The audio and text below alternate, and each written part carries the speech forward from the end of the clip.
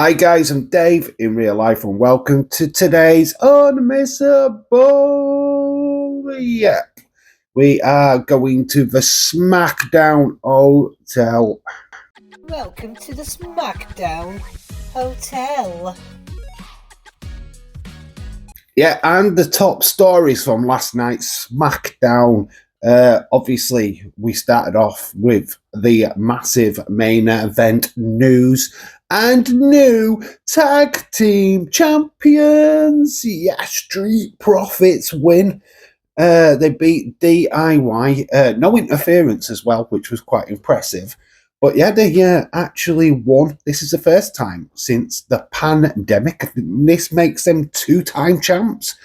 Yeah, quite shocking, really. I wasn't really sure they were going to do this, as obviously they were building up pretty deadly as the number one contenders. Yeah, I thought that, this were a bit soon, in my opinion. But Street Profits are your new tag team champions, which was very cool. Obviously, when you're watching this video, I saw this a reasonable time in the UK. Obviously, this is still fresh in the minds of the US audience. So yeah, I've been sitting on this information for quite some time. I could have made this straight after the live show, but decided to hold back to stop the spoilers, basically. So yeah, Street Profits won the tag team championship in the night's main event. So we've covered that now. There was other things on the show what I wanted to bring to your attention pretty much straight away, and there was two vignettes what aired during last night's SmackDown. The first one was of a shadowy figure in a kind of electrified background or foreground, walking the ropes, sitting on the ropes and stuff like that. Honestly, even just watching the first little bit of this video, I felt like it was Ray Phoenix. It is Ray Phoenix, 100% sure of it. Obviously, he is now a free agent, and he has been rumoured to have signed a contract with WWE. They stated, though, and this is, I quote, they stated that he would be getting back with Penta and that the Lucha Bros name hasn't been cleared. But yeah, this vignette aired on SmackDown, and Penta is on Monday Night Raw. Maybe they're just keeping them separated for the time being. Obviously, there is a draft coming soon after WrestleMania. Maybe they will put them together then. But yeah, for the time being, they're keeping them separated. So yeah, to make of that of what you will. But for now, I'm down for it because I want Penta to go for that IC title and be involved in WrestleMania 41 for that. Having Ray Phoenix being there just kind of muddies that water a little bit. So keeping them separated for now, I'm happy with. Then there was another vignette, which a little bit less of who it could be. It was just a blank video with white smoke, and then the number 4 popped up. Some people are believing that this is just a countdown to this wrestler's arrival.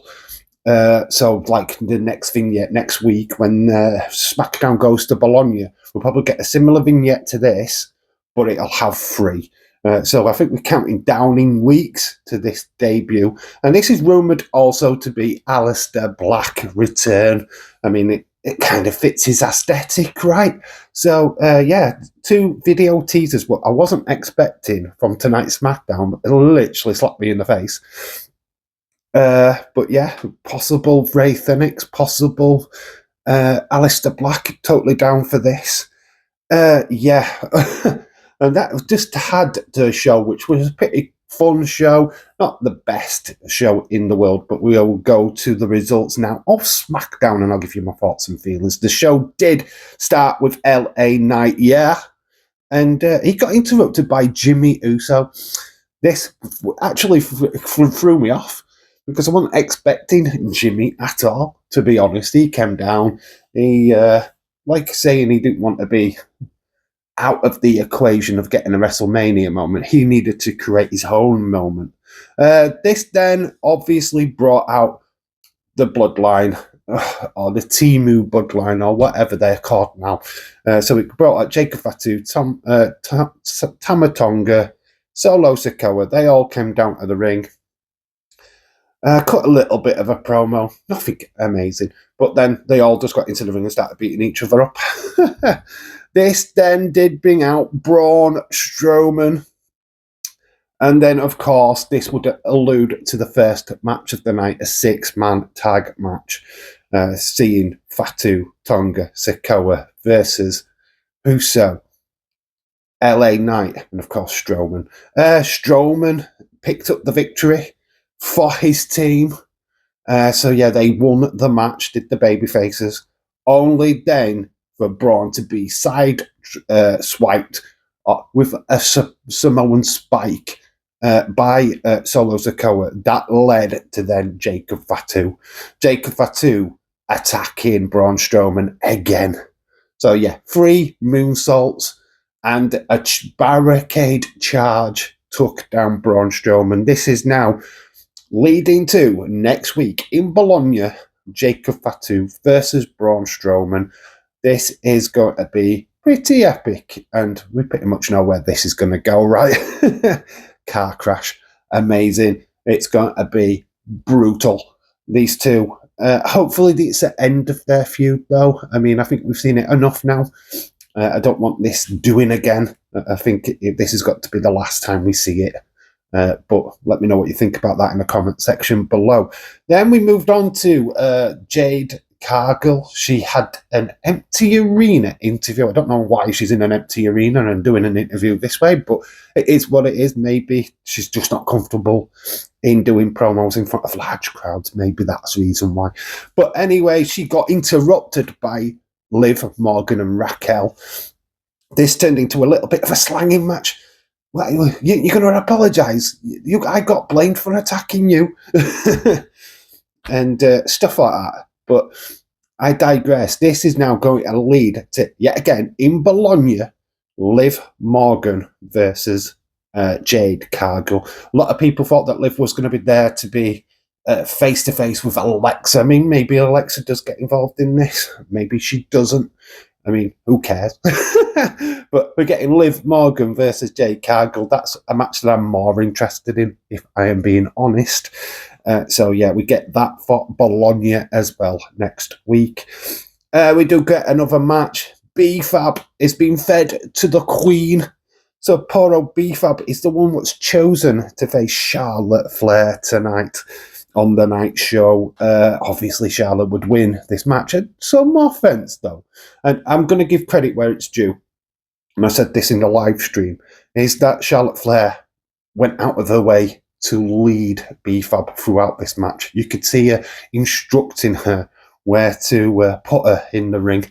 And yeah, I thought it was a nice little touch. Normally, you don't like to see this. You don't like to see the mechanics of a wrestling match. But when it works in the favour of the other talent, which is not, I wouldn't say that B-Fab is 100% ring ready yet. She doesn't really get that many opportunities to actually have a match. So for her and Charlotte to go through the motions together was pretty cool, I thought, just at my opinion. But yeah, Charlotte Flair did win, figure of 8, but she wouldn't let go. She didn't let go of it, even though she had won the match, even though B-Fab had tapped. This brought out Tiffany. It was Tiffy time to the rescue. And this turned into absolute carnage. This was a brawl for the ages. I mean, how many security men came out? There's not this many for the men. But literally, there were about 20-odd flipping security, plus, obviously, your normal backstage guys. This did turn into just absolute carnage. Even Charlotte Flair was punching and kicking these security guards to the ground. This led to a moonsault, a perfect moonsault from outside into the outside of the ring. Into the outside of the ring. Yeah, you kind of get what I mean. But I don't know. Charlotte's positioning made it worse. She didn't get hit at all by this moonsault. The security guards did, but Charlotte went down as if she had. She was sniped. This wasn't the first time as well, because we do return back to this during Miz TV, where they start brawling again. And this time, Tiffany goes up above the like entrance, like the Titatron entrance thing, and she does the moonsault again, but only to miss again. She misses Charlotte again. She gets the security guards again. I mean, I'll talk about botching one situation. I think they probably even told her to go back out. I was expecting her to go out for the third time. You know, you've missed her again. Yeah, but to miss her twice, honestly. But Charlotte selling it like a boss.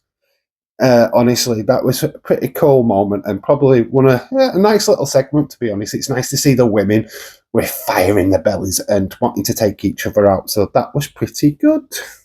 So we talk about Miz TV. It does go on to the Miz. Miz invites Cody out. The crowd were incredible.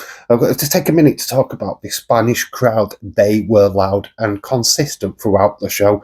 They really made this show quite special, to be fair. Well, I don't think they was as loud as the French, but that was loud. They was pretty loud. But yeah, Cody did come out, but got cut off at the wah.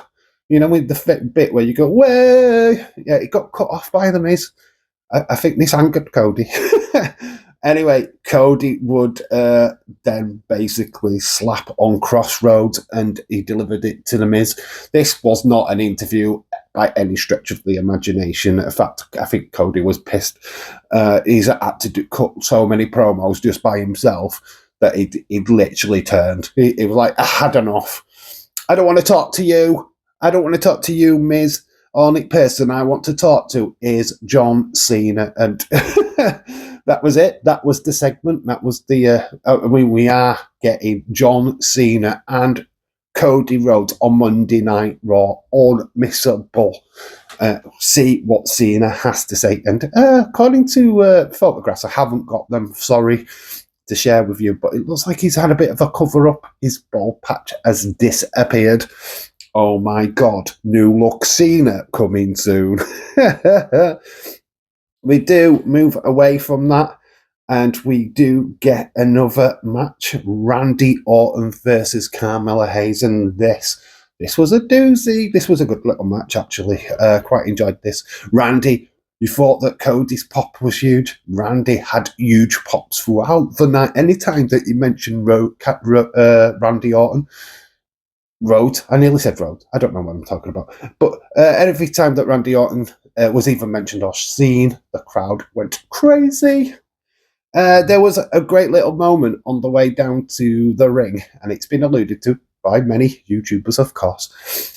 No chills, girl. This girl had no chills whatsoever. She's face down onto the barricade. She just got her hand out. Proper chill. You know, I'm not bothered. I'm either here or I'm not here. I'm literally bored at this point. I've probably had my hand out for every single wrestler what has come down so far, and everyone's ignored me. I'm just going to stick my hand out. If I get noticed, I get noticed. I don't care. She's no chills, girl. Absolutely no chills whatsoever. Randy does shake her hand, and still nothing. No reaction whatsoever from the girl. Absolute legend. This girl is a legend. It's like me at a wedding. If it's my wedding, in fact, no. But no, this girl had absolutely no chills. Even got Carmella Hayes, went up to see if he could get a reaction out of her. Absolutely nothing. This girl, honestly, awards for no reaction whatsoever. Anybody else would have lost their shit at either of these wrestlers paying them attention. But no, this girl didn't give a crap. Randy Orton does win the match, though. He did pull an RKO out of nowhere to beat Carmella Hayes.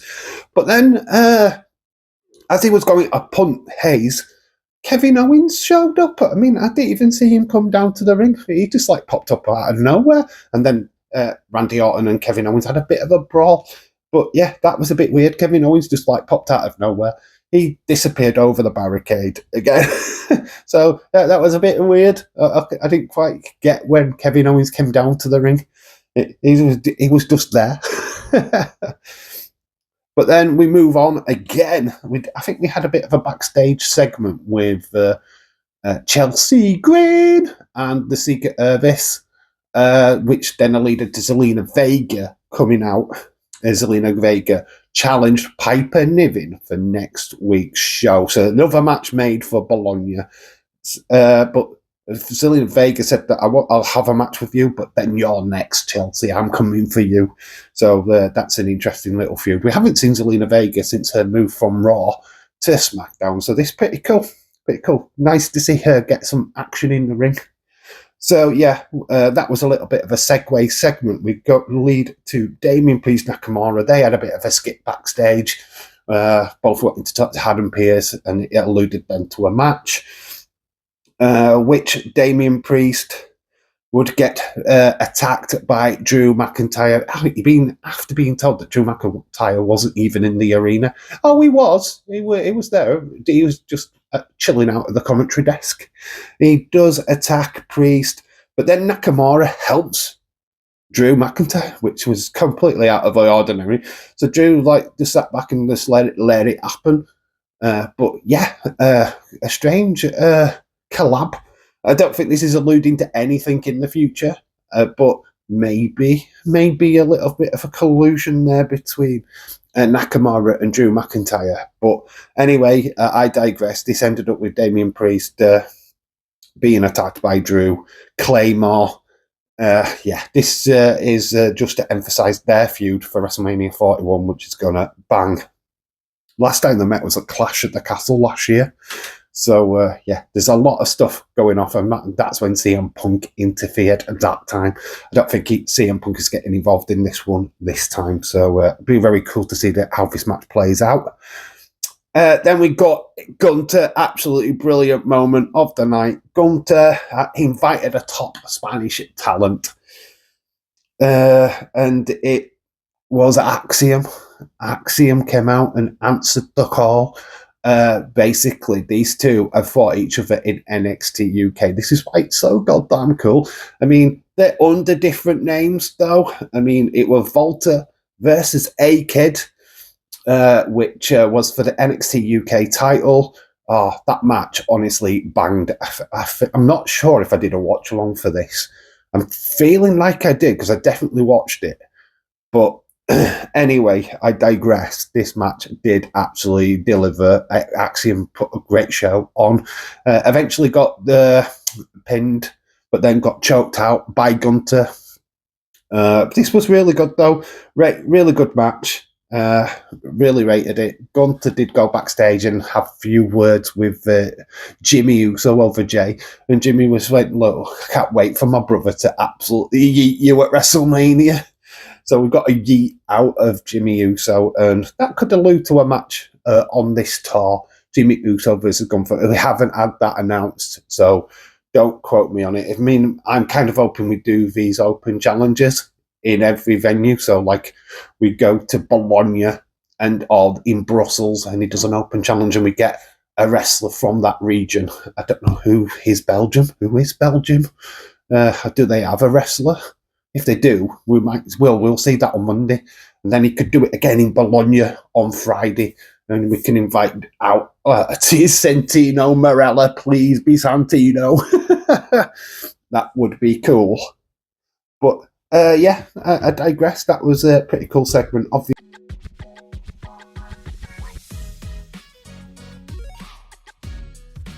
Then we go to Paul Heyman promo. And we're now celebrating Roman Day. No, basically he was promoting 2K25. Obviously Roman Reigns is on the front cover. He was promoting this and promoting the fact that Roman Reigns will be in Bologna next week. It was a bit of a nothing, a bit of a throwaway promo, to be honest. Just promoting 2K25 and Roman's return. Okay, yeah, it was, like I said, totally throwaway and textbook. What wasn't textbook was that main event, Street Profits versus DIY. We talked about it at the start of the video. Street Profits are your new tag team champions. Pretty epic show. And that's how we're going to finish it off. The show was a 7 out of 10 for me. Fantastic crowd. Honestly, the crowd was amazing. They really helped this show feel epic in a way. Just great. Ole, ole, ole, ole. Absolutely loved that. The crowd was good. Match of the night for me was Gunter versus Axiom. I thought that was the best match. Closely followed by Randy Orton versus Hayes, I've got to admit. But yeah, we have some other news to finish off this video, and that is Backlash. WWE Backlash is coming from St. Louis, the hometown of Randy Orton. The actual fact. So a lot of people thinking that it's going to be Randy Orton, John Cena. I don't know if Cena actually does a match straight after WrestleMania, but could do, you know. It could be very interesting. Certainly Randy Orton is going to be the major focus of that PLE. So, yeah, looking forward to that. 10th of May, the 10th of May. If I'm available, we will be doing a watch-along. I will check out the listings for that. I need to work out my work schedule. But I'm sure if we are free and available, we will be doing that watch-along for that PLE. So watch out for that. And obviously, we are building to WrestleMania 41. This SmackDown is in the bag, live from Barcelona, Spain. We are on the next stop on our European tour, Brussels on Monday Night Raw. Let's see what happens there, folks. I've been Dave in real life. You guys have been awesome. Until the next time. Bye for now.